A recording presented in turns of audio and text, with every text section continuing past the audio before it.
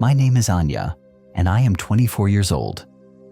I have always been fascinated by the wilderness, an inexplicable pull that drove me to take a job as an eco-tour guide in one of the most remote regions of the Amazon rainforest. We embarked on a week-long expedition with a small group of 8. The first few days were smooth sailing, filled with breathtaking natural wonders and the participants' cheerful laughter. However, as we entered the 4th day, the atmosphere began to shift. The air felt heavier, and the silence that was once soothing now felt ominous. As we navigated through increasingly dense terrain, I started to feel that something was amiss. Our compasses spun wildly, and the map that was once accurate now seemed useless. We were lost.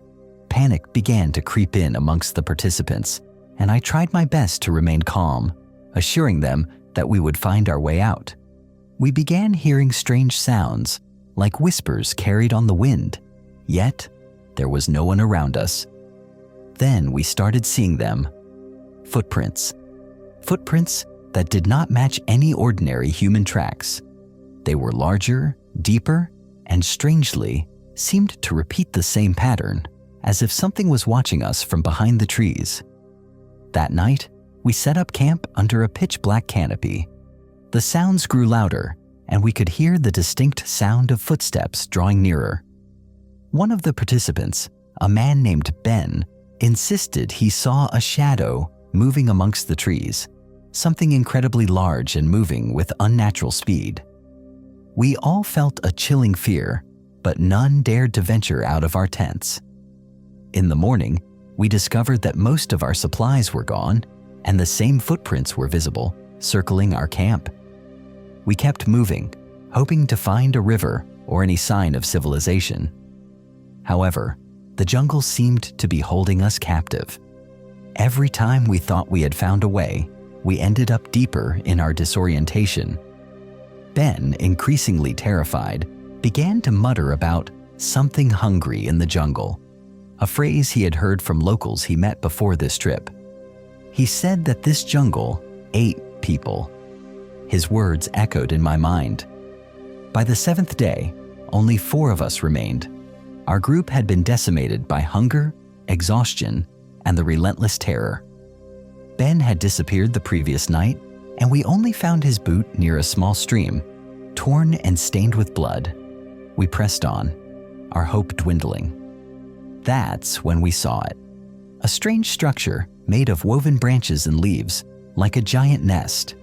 Inside, we found the remnants of our supplies, and more horrifyingly, some personal belongings of the previously lost participants. As we examined the structure more closely, I realized something horrific. The pattern of the woven branches and leaves. It was the exact same pattern that I had used to set up our tents each night. I realized that I, in a state of hypnosis or under the influence of something inexplicable, had been consciously helping to build this nest, a nest that was trapping us. It turned out that the something that was watching us wasn't an external creature, but something that had been lurking within me all along, a primal instinct awakened in the depths of the terrifying jungle. I had become part of the trap itself. My name is David, 29 years old. I'm an ambitious nature photographer, always seeking that elusive, never-before-captured shot. This time, I decided to explore a remote rainforest in Borneo, drawn by tales of rare species and untouched landscapes. I joined a small expedition led by an experienced botanist. Initially, the journey was incredible.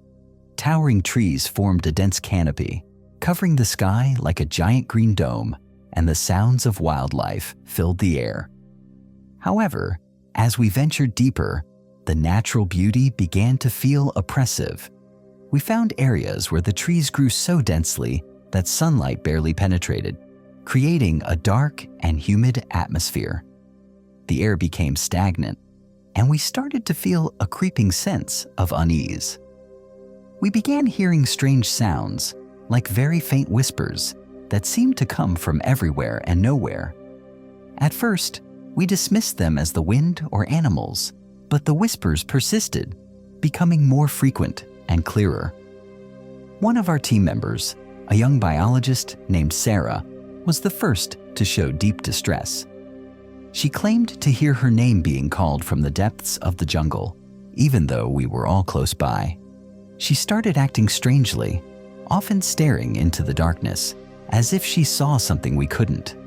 We tried to reassure her that it was just exhaustion and stress, but her eyes held a genuine terror. On the sixth night, a violent storm struck. We took shelter under a large tree that seemed sturdy enough. The rain poured down, and thunder roared overhead. Amidst the storm's fury, I heard Sarah scream. I rushed towards her, only to find her pointing towards a dense wall of trees. "They're there," she whispered.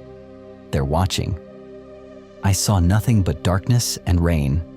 When the storm subsided, we realized Sarah had vanished. We searched for her, calling her name, but only the jungle's echoes answered. We found her backpack lying on the ground, her camera still attached, but its contents had been erased.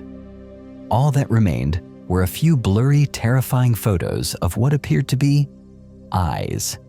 Very large eyes, reflecting a dim light from the darkness. We continued our journey, but the atmosphere had completely changed. Fear had consumed us. We began to feel watched, as if every move was being monitored.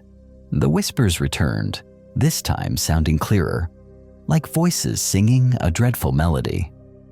We found ourselves stumbling upon strange objects embedded in the ground, like bones carved into unknown symbols. When we finally reached the edge of the forest and found our way back to civilization, we were met by a rescue team. They told us we had been missing for over 2 weeks, not one. But the most chilling part was when they showed us the photos from Sarah's lost camera, which had been found lying near our camp by a patrol.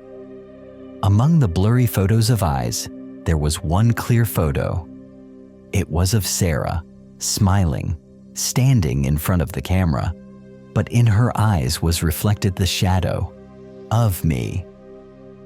I realized that I wasn't the photographer documenting the horror, but I was a part of it. The whispers weren't from outside, but from within me, controlling my actions, forcing me to create this horror, and worst of all, I didn't remember doing it. Sarah wasn't lost. She was a victim of what I had done.